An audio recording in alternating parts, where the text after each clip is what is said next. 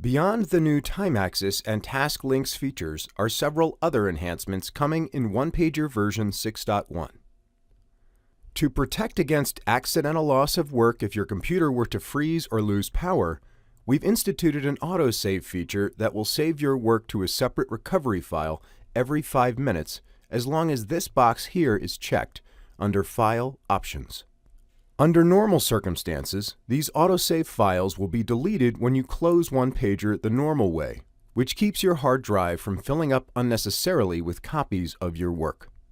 If you ever have to force restart OnePager or your computer without saving or closing your file the normal way, your autosaved copy will be waiting for you in the location noted in the path here on the File Options tab. Another great addition that our users will enjoy in OnePager 6.1 is the new bright and modern color palette that we've added. All templates that come with 6.1 now make use of this color palette, flat color fills, and thicker task borders with coordinating colors. We've also added many more taskbar shapes like arrows and a variety of beveled bar options.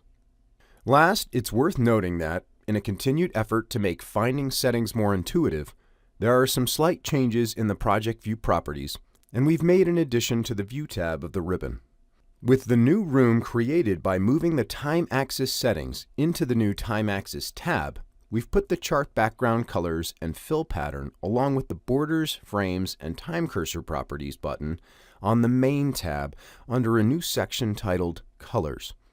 These were previously on the Advanced tab. The View tab on the ribbon toolbar now has controls that drive the start and finish time axis boundaries. These settings can also be found on the new time axis tab in the PVP.